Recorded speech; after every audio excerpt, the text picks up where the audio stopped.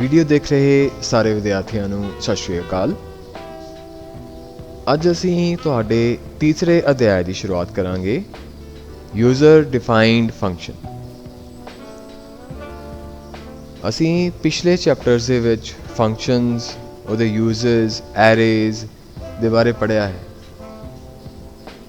But user ਨੂੰ ਆਪਦੀ ਜ਼ਰੂਰਤ ਦੇ ਲਈ छोटे छोटे होर प्रोग्राम, होर कमांड्स भी लिखनियां पैंदियां हैं, जिवें कि हर व्यक्ति नूं मदद की जरूरत होंदी है ताकि वो सारे काम उस वंडे जा सकन। इसलिए उस तों वख-वख कामां लई वख-वख व्यक्तियों की लोड़ होंदी है। कंप्यूटर प्रोग्राम भी अजिही स्थिति विच ही हुंदा है। ये भी सारे काम अपने आप नहीं संभाल सकता। इस दी बजाए ये वजूद क्रिएट करता है जिसनों एंटिटीज़ कहते हैं, जिसनों फंक्शन कहा जाता है। फॉर एग्जाम्पल आपां सी प्रोग्राम स्टार्ट करन लगे हैडर फाइल इनकलूड करते हैं। हैडर फाइल दे विच पहलां तो ही डिजाइनड या प्री डिफाइंड फंक्शन होंदे हैं जो सी दे कंपाइलर नूं दसदे हैं कि ये फंक्शन दी कम करने की क्षमता यह है। पर यूजर अपने कम अनुसार आप भी कुछ फंक्शन दे सकता है, उसनों यूजर डिफाइंड फंक्शन कहते हैं। वो आप आगे पढ़ांगे। प्रोग्राम स्टेटमेंट के समूह की एक इकाई है, मतलब एक प्रोग्राम की है पूरे स्टेटमेंट्स की बनी हुई एक यूनिट। एक यूनिट पूरे स्टेटमेंट्स अलग अलग तरीके ना स्टैप बाय स्टैप चल रही हैं। ये इकाई मेन प्रोग्राम दे होर भागां तो मंग करती है। Main, remember, main is the only function. एक फंक्शन ही हुंदा, इहदे विच जिहड़ा डिफाइन करोगे उही सी दे प्रोग्राम दे विच चलेगा।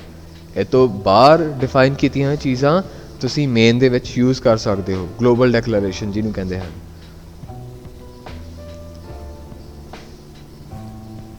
लाइब्रेरी फंक्शन, लाइब्रेरी फंक्शन या यूजर डिफाइंड फंक्शन दो होंदे हैं। लाइब्रेरी फंक्शन जिवें कि एक अंक दा वर्गमूल, मतलब स्क्वायर रूट कढना होवे, एक नंबर दा साइन मुल, साइन वैल्यू या फ्रीक्वेंसी कितनी बार और रिपीट हो रहा है, बहुत सारे प्रोग्रामां वालों अपने प्रोग्राम विच वरत्या जा सकता है। ओबवियसली ये जिहड़े छोटे छोटे मुल हैं, स्क्वायर रूट कढना, साइन वैल्यू ते फ्रीक्वेंसी, ये बार बार यूज़ होणगियां। इसे करके यूज़र की हैल्प के लिए ये पहला ही डिफाइन होंदियां ने। stdioh जिहड़ी हैडर फाइल आप यूज़ करते हैं उस दे विच स्टैंडर्ड इनपुट आउटपुट फंक्शन होंदे हैं, scanf, printf एक्सेट्रा। string.h दे विच आप पिछले चैप्टर च ही पढ़िया है, स्ट्रिंग फंक्शंस होंदे हैं, स्ट्रिंग कॉपी वगैरह वगैरह, उन्होंने कहते हैं लाइब्रेरी फंक्शंस। दैन math.h दे विच अर्थमैटिकल फंक्शंस, मैथ दे रिलेटेड सारे। Then user defined function, library function जेड़े सी विच निर्मित, मतलब बिल्ट इन होंदे हैं। उन्हां तो इलावा यूजर अपने प्रोग्राम नाल संबंधित काम नूं करन लई यूजर डिफाइंड फंक्शंस भी इस्तेमाल कर सकते हैं। ये प्रोग्राम यूजर वालों लिखे होने चाहिए हैं। इट कैन बी एनीथिंग, कुछ भी हो सकता है। यूजर ने कोई भी मुल पास करने हैं, आर्गूमेंट पास करने हैं, कोई स्टेटमेंट पास करनी है, ये किते भी डिफाइन हो सकते हैं, पर उसनूं मेन फंक्शन दे विच कॉल किया जा सकता है। ये दो प्रकार के फंक्शन विच मेन अंतर है कि यूजर डिफाइंड फंक्शन प्रोग्राम लिखण दे समय यूजर वालों विकसित किए जाते हैं, जबकि लाइब्रेरी फंक्शन साडे वालों लिखे जाने की लोड़ नहीं होंदी। A very important line, user defined function ते लाइब्रेरी फंक्शन दे विच की फर्क है, ठीक है। नीड ऑफ फंक्शंस, फंक्शन की जरूरत क्यों होंदी है? असी जानते हाँ कि हर प्रोग्राम विच एक मेन फंक्शन होंदा है जो ये संकेत दिंदा है कि प्रोग्राम ने अपने प्रोग्राम का लागू करन ਜਾਂ ਐਗਜ਼ੀਕਿਊਸ਼ਨ ਕਿੱਥੋਂ ਸ਼ੁਰੂ ਕਰਨਾ ਹੈ। ਜਦ ਕਿ ਮੇਨ ਫੰਕਸ਼ਨ ਦੀ ਵਰਤੋਂ ਨਾਲ ਕਿਸੇ ਵੀ ਪ੍ਰੋਗਰਾਮ ਨੂੰ ਕੋਡ ਕਰਨਾ ਸੰਭਵ ਹੁੰਦਾ ਹੈ। ਜੇਕਰ ਸਾਰਾ ਕੋਡ ਮੇਨ ਫੰਕਸ਼ਨ ਵਿੱਚ ਲਿਖਿਆ ਜਾਵੇ ਤਾਂ ਬਹੁਤ ਸਾਰੀਆਂ ਮੁਸ਼ਕਲਾਂ ਪੈਦਾ ਹੁੰਦੀਆਂ ਹਨ। ਓਬਵੀਅਸਲੀ ਜਿੰਨਾ ਲੰਬਾ ਪ੍ਰੋਗਰਾਮ ਹੋਵੇਗਾ ਓਨੀ ਛੋਟੀ ਛੋਟੀ ਮਿਸਟੇਕਸ ਹੋਣ ਦੀ ਸੰਭਾਵਨਾ ਓਨੀ ਹੀ ਵੱਧਦੀ ਜਾਏਗੀ, ਪ੍ਰੋਬੇਬਿਲਿਟੀ ਇਨਕਰੀਜ਼ਸ। ਉਸ ਨੂੰ ਡੀਬਗ ਕਰਨਾ, ਟੈਸਟ ਕਰਨਾ, ਕਿੱਥੇ ਪ੍ਰੋਬਲਮ ਆਈ ਹੈ, ਕਿਹੜੀ ਲਾਈਨ ਦੇ ਵਿੱਚ ਸੈਮੀਕੋਲਨ ਰਹਿ ਗਿਆ, ਕਿਹੜੇ ਵਿੱਚ ਕੋਮਾ ਰਹਿ ਗਿਆ, ਕਿੱਥੇ ਤੁਸੀਂ ਕੈਪੀਟਲ ਲੈਟਰ ਯੂਜ਼ ਕਰ ਲਿਆ, ਰਾਈਟ। ਇਸ ਨੂੰ ਰਿਮੂਵ ਕਰਨ ਦੇ ਲਈ ਤੁਸੀਂ ਯੂਜ਼ਰ ਆਪਦੇ ਫੰਕਸ਼ਨ, ਛੋਟੇ ਫੰਕਸ਼ਨ ਬਣਾ ਕੇ ਅਲੱਗ ਡਿਫਾਈਨ ਕਰ ਸਕਦੇ ਹੋ ਐਂਡ ਉਹਨਾਂ ਦੇ ਆਰਗੂਮੈਂਟਸ ਤੁਸੀਂ ਮੇਨ ਫੰਕਸ਼ਨ ਦੇ ਅੰਦਰ ਯੂਜ਼ ਕਰ ਸਕਦੇ ਹੋ, ਜਿਸ ਦੁਆਰਾ ਤੁਹਾਨੂੰ ਪ੍ਰੋਬਲਮ ਲੱਭਣ ਦੇ ਵਿੱਚ ਆਸਾਨੀ ਹੋ ਜਾਂਦੀ ਹੈ।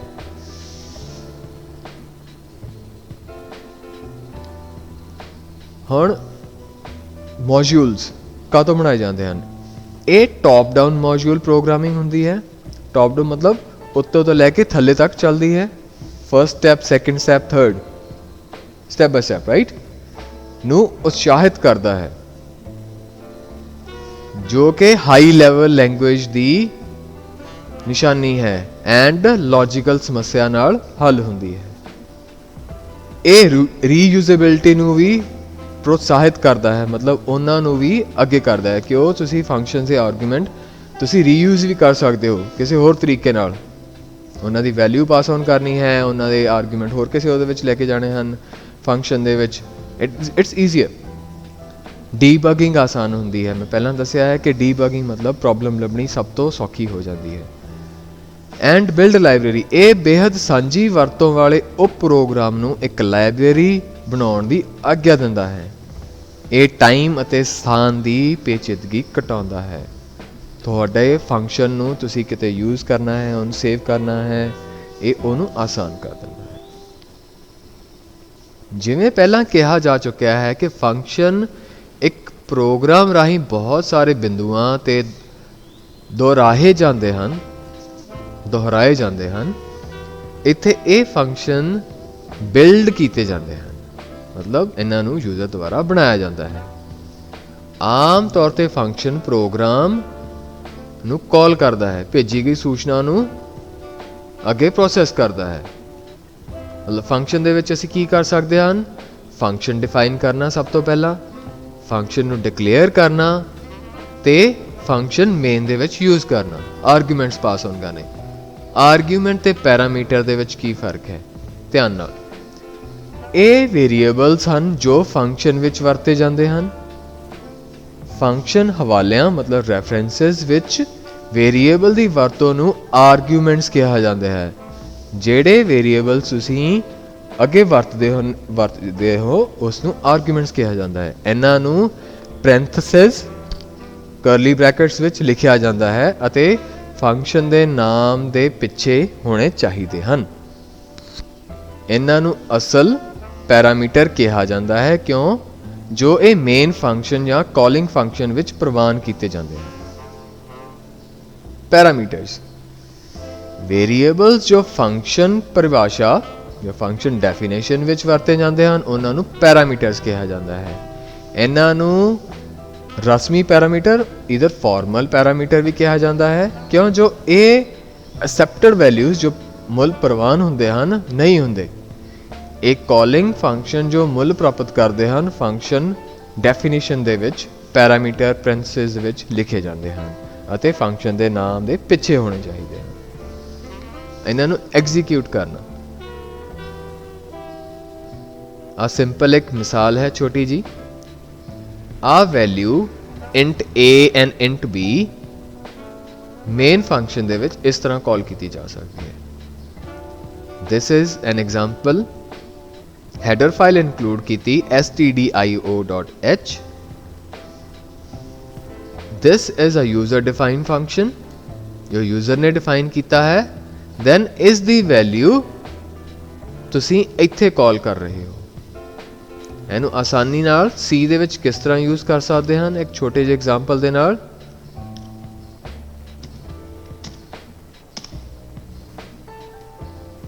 हैडर फाइल इंक्लूड की गई है, इंक्लूड stdioh एंड conio.h जो कि लाइब्रेरी हैडर फाइल्स हैं। दैन यूजर ने एक फंक्शन बनाया add int a int b। Add is any name, add की जगह तो कोई भी नेम दे सकते हो तुसी, जरूरी नहीं ऐड ही दिता, ये तो सिर्फ यूजर दे इनफॉर्मेशन दे रिलेटेड हुंदा भी इहदे विच की हो रहा। इंट आर, एक होर मैं डाटा टाइप लिया आर, इंटीजर डाटा दा। Then R is equal to a plus b, return value की रिटर्न होवे आर, ये फंक्शन नु वैल्यू रिटर्न करे आर जो कि इत्थे यूज हुंदी है। दैन मेन फंक्शन स्टार्ट होने तो बाद इनिशियलाइज करते हैं आप int z, z variable int data type का है। फिर z की वैल्यू कितने पास हो रही है, फंक्शन दे विच जिहड़ा यूजर ने डिफाइन किया है ऐड 5,3 a ते b की वैल्यू सीधी सीधी इत्थे यूज हो रही है। हुण इस दे नाल तुसीं a ते b की वैल्यू जिहड़ा वो फंक्शन है ऐड फंक्शन, ये तुसीं किते भी यूज कर सकते हो, सिर्फ वैल्यूज डिफरेंट पास ऑन करके। printf स्क्रीन ते आउटपुट दे लई रिजल्ट शो करन दे लई %d वैल्यू की दी z दी। दैन एंड दे विच की कहा रिटर्न 0, मेन फंक्शन नु वैल्यू जावे इंटीजर डाटा टाइप दी बट वैल्यू दी 0 होवे। हुण जे इस नू आपां कंपाइल करदे हां दैन रन करदे हां, द रिजल्ट इज 8, मतलब ओदी वैल्यू 8 है।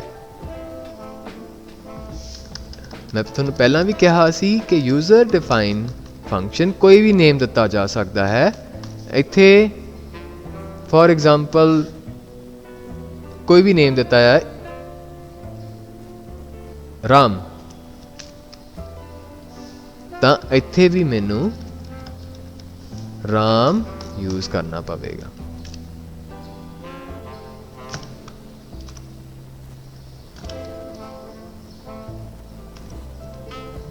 करेक्ट। एक छोटी जी एग्जांपल है यूजर डिफाइन फंक्शन की। सेम वैल्यूज पास ऑन हो रही हैं, रिटर्न वैल्यू की कहती है ए फंक्शन नु मुकम्मल एडिशन कम कर रहा है उते उसे फंक्शन है ते वैल्यू रिटर्न दे विच 0 जा रही है, जेडी वैल्यू रिटर्न जानी है मेन जेडे फंक्शन नु भेज रहे हैं, that is a return value. Then multi function programming, multi function programming दे विच ए फंक्शन ਨੂੰ ਸਾਧਾਰਨ ਸ਼ਬਦਾਂ ਵਿੱਚ ਬਲੈਕ ਬਾਕਸ ਵਜੋਂ ਦੇਖਿਆ ਜਾਂਦਾ ਹੈ। ਬਲੈਕ ਬਾਕਸ ਮਤਲਬ ਜਿੱਥੇ ਸਾਰੀ ਇਨਫੋਰਮੇਸ਼ਨ ਸਟੋਰ ਹੁੰਦੀ ਹੈ, ਜਿਹੜਾ ਕੁਝ ਮੁੱਲ ਲੈਂਦਾ ਹੈ ਅਤੇ ਕੁਝ ਆਊਟਪੁੱਟ ਦਿੰਦਾ ਹੈ, ਮਤਲਬ ਦੋਨੇ ਫੰਕਸ਼ਨਸ ਦੇ ਕੰਮ ਕਰਦਾ ਹੈ। ਫੰਕਸ਼ਨ ਦੇ ਅੰਦਰੂਨੀ ਵੇਰਵੇ ਬਾਕੀ ਦੇ ਪ੍ਰੋਗਰਾਮ ਤੋਂ ਛਪੇ ਹੁੰਦੇ ਹਨ। ਇਹਨਾਂ ਇਕੱਠੇ ਕੀਤੇ ਬਲੈਕ ਬਾਕਸਿਸ ਦੀ ਵਰਤੋਂ ਕਰਕੇ ਸਾਰੇ ਸੀ ਪ੍ਰੋਗਰਾਮ ਡਿਜ਼ਾਈਨ ਕੀਤੇ ਜਾਂਦੇ ਹਨ। ਸਿੰਪਲ ਇਹੀ ਪ੍ਰੋਗਰਾਮਿੰਗ ਦੁਬਾਰਾ ਰਿਪੀਟ ਹੋ ਜਾਂਦੀ ਹੈ। छोटी जी एग्जांपल है syntax, display name user define function है, उस दे विच की किया गया है result of display function call. एक छोटा जिहा एग्जांपल दे नाल दैन ए फंक्शन किहड़ी रिटर्न मेन दे विच कित्थे यूज कर सकते हैं, इत्थे एक तां आ लाइन प्रिंट होवेगी, सैकेंड जेड़ी आ फंक्शन दे अंदर है दोने प्रिंट हो जाणगे। This is the output. ये बहुत आसान है, तुसीं ਇਹ C ਦੇ ਕੰਪਾਈਲਰ ਦੇ ਵਿੱਚ ਯੂਜ਼ ਕਰ ਸਕਦੇ ਹੋ। ਆਰਗੂਮੈਂਟਸ ਪਾਸ ਔਨ ਕਰਨਾ, ਫੰਕਸ਼ਨ ਤੇ ਫਾਰਮ ਦੀ ਬਣਤਰ ਕਿਸ ਤਰ੍ਹਾਂ ਦੀ ਹੈ, this is a syntax. Function name ਕੋਈ ਵੀ name, Ram, Gopal, add, minus, subtract. Then argument list, ਉਹਦੇ ਵਿੱਚ ਕੀ ਆਰਗੂਮੈਂਟ ਹੋਣੇ ਚਾਹੀਦੇ ਹਨ, ਆਰਗੂਮੈਂਟ ਡਿਕਲੇਰੇਸ਼ਨ ਤੇ ਪੈਰੇਂਥੇਸਿਸ ਦੇ ਵਿੱਚ ਉਹਦੀ ਵੈਲਿਊ ਤੇ ਐਂਡ ਦੇ ਵਿੱਚ ਰਿਟਰਨ ਐਕਸਪ੍ਰੈਸ਼ਨ ਕਿਹੜਾ ਜਾਵੇ। This is an example.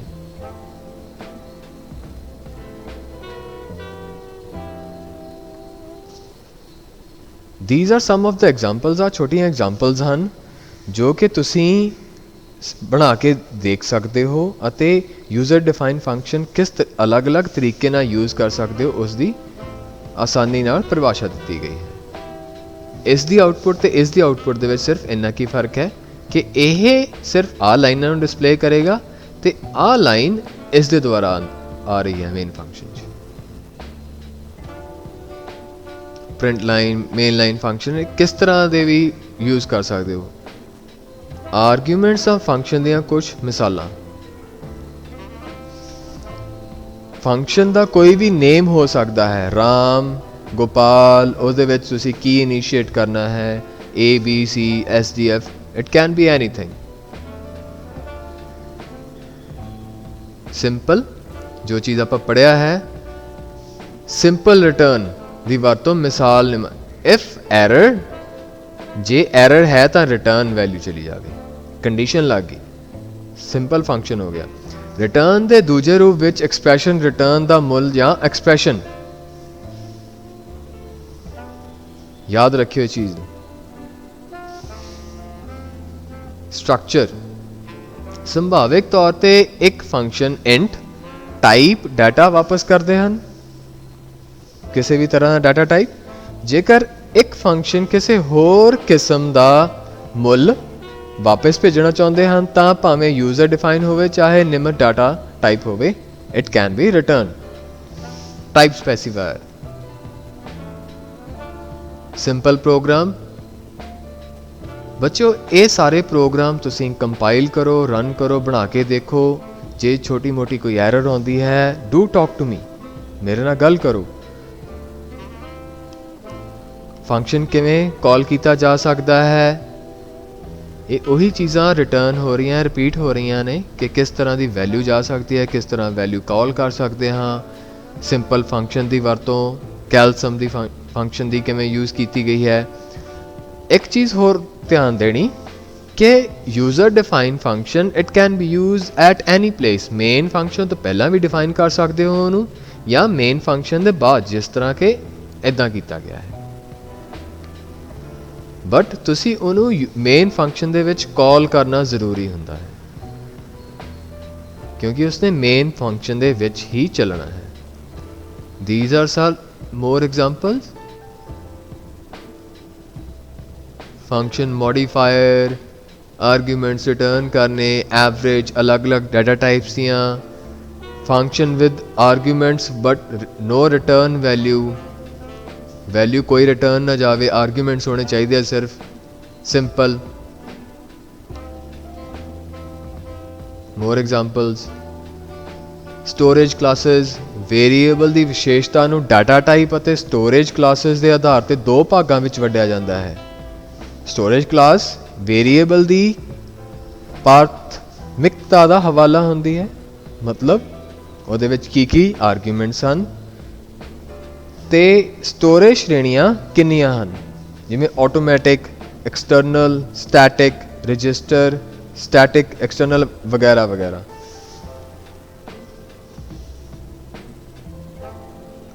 What is static? ਇਹ ਮੈਮਰੀ ਵਿੱਚ ਸਟੋਰ ਕੀਤੇ ਜਾਂਦੇ ਹਨ। ਜਿਵੇਂ ਸਟੈਟਿਕ ਤੋਂ ਭਾਵ ਹੈ ਕਿ ਇਹ ਲੋਕਲ ਨਹੀਂ ਹੈ, ਸਟੈਟਿਕ ਮਤਲਬ ਸਥਿਰ ਨਹੀਂ ਹੈ। ਉਹਨਾਂ ਦਾ ਪਹਿਲਾ ਮੁੱਲ 0 ਹੁੰਦਾ ਹੈ, ਉਹ ਉਸ ਬਲਾਕ ਵਿੱਚ ਲੋਕਲ ਹੁੰਦੇ ਹਨ, ਜਿਹੜੇ ਬਲਾਕ ਦੇ ਵਿੱਚ ਡਿਫਾਈਨ ਕੀਤੇ ਗਏ ਹਨ ਉਹ ਉਸ ਦੇ ਲਈ ਲੋਕਲ ਹਨ ਅਤੇ ਉੱਥੇ ਲੋਕਲ ਹੀ ਚੱਲ ਸਕਦੇ ਹਨ। ਦੈਨ ਐਕਸਟਰਨਲ ਵੇਰੀਏਬਲ, ਇਹ ਕਿਸੇ ਵੀ ਫੰਕਸ਼ਨ ਦੇ ਬਾਹਰ ਪਰਿਭਾਸ਼ਿਤ ਕੀਤੇ ਜਾਂਦੇ ਹਨ, ਡਿਫਾਈਨ ਕੀਤੇ ਜਾਂਦੇ ਹਨ ਅਤੇ ਇਸ ਪ੍ਰਕਾਰ ਬਹੁਤ ਸਾਰੇ ਫੰਕਸ਼ਨਸ ਲਈ ਉਪਲਬਧ ਹੋ ਜਾਂਦੇ ਹਨ। ਮਤਲਬ ਜਿਹੜਾ ਫੰਕਸ਼ਨ ਤੁਸੀਂ ਬਾਹਰ ਡਿਫਾਈਨ ਕੀਤਾ ਹੈ ਉਹ ਅਲੱਗ-ਅਲੱਗ ਫੰਕਸ਼ਨ ਦੇ ਅੰਦਰ ਵੀ ਕਿਤੇ ਯੂਜ਼ ਕੀਤਾ ਜਾ ਸਕਦਾ ਉਹਨਾਂ ਨੂੰ ਕਾਲ ਕਰਕੇ, ਅਤੇ ਉਹਨਾਂ ਦੀ ਗੁੰਜਾਇਸ਼ ਗਲੋਬਲ ਹੁੰਦੀ ਹੈ। ਹਮੇਸ਼ਾ ਯਾਦ ਰੱਖਿਓ ਗਲੋਬਲ ਡੈਕਲੇਰੇਸ਼ਨਸ। ਸਟੈਟਿਕ ਵੇਰੀਏਬਲ ਕਿਵੇਂ ਯੂਜ਼ ਕਰ ਸਕਦੇ ਹਾਂ ਉਸ ਦੀ ਐਗਜ਼ਾਮਪਲ ਹੈ। ਦੈਨ ਐਕਸਟਰਨਲ ਵੇਰੀਏਬਲ ਕੀ ਹੁੰਦਾ ਹੈ?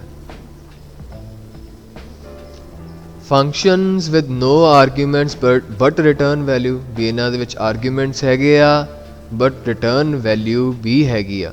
No arguments but no return value. छोटा जिहा एग्जाम्पल है भी, ਇਸ ਦੇ ਨਾਲ ਹੀ ਇਹ ਚੈਪਟਰ ਖਤਮ ਹੁੰਦਾ ਹੈ। ਜੇ ਇਸ ਚੈਪਟਰ ਦੇ ਵਿੱਚੋਂ ਕੋਈ ਸਵਾਲ ਹੈ ਤਾਂ ਮੇਰੇ ਨਾਲ ਕੰਟੈਕਟ ਕਰ ਸਕਦੇ ਹੋ। ਧੰਨਵਾਦ।